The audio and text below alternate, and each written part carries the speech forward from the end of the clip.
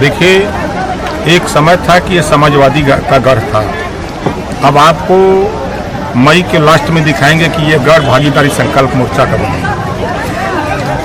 इस आजमगढ़ की 10 सीट पर एक बड़ा वोट भारतीय समाज पार्टी का है, दूसरा वोट अनिल चौहान का है, तीसरा बड़ा वोट बाबू सिंह कुशवाहा का है, चौथा वोट प्रेमचंद प्रजापति बाबूराम पाल का है, पांचवा वोट रामसागर बिंद रामकंठ कश्यप का है। ये इतना खाली वोट मिला दीजिए, अब बताइए कहाँ है गढ़ किसका।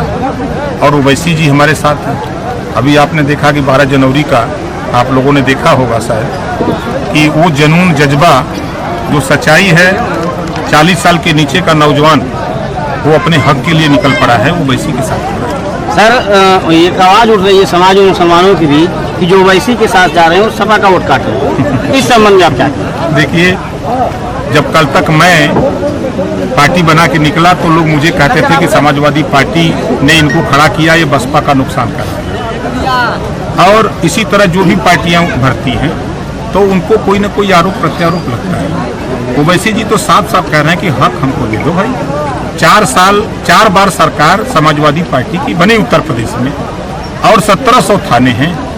हिस्सेदारी जब सिपाही बनाने की बात आई तब आपने तो ध्यान नहीं दिया।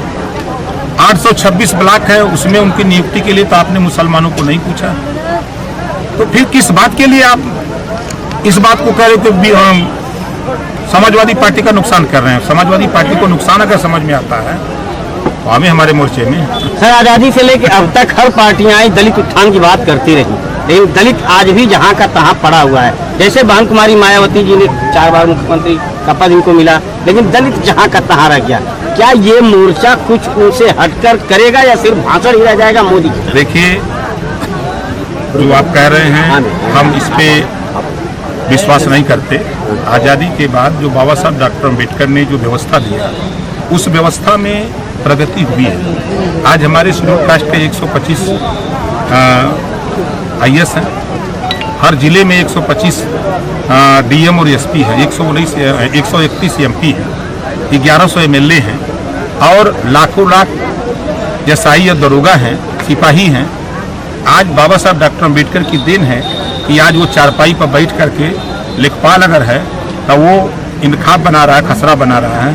कल तक बैठने नहीं दिया जाता था। ये हम कैसे मान लें कि उनको प्रगति नहीं हुई है?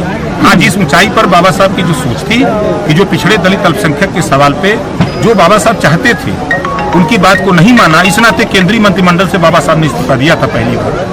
और वही चीज ओम प्रकाश राजभर ने जब प्रदेश में बीजेपी की सरकार ने नहीं माना तो बाबा साहब डॉक्टर अम्बेडकर के रास्ते पे चल करके मैंने भी इस्तीफा दे दिया कि नहीं, तेरे साथ नहीं रहूंगा, तुम पिछड़े दलित अल्पसंख्यक का हित नहीं चाहते हो, तुम विनाश करना चाहते हो। सर, शिवपाल जी से मुलाकात हुई थी? होती रहती है, हम तो सबसे मिलते हैं। सर, आने वाले समय में अखिलेश यादव से मुलाकात हो सकती है? वो चाहे तो मुलाकात नहीं होगी। हम कोई सिंह तुम्हारे ऊपर जाती है।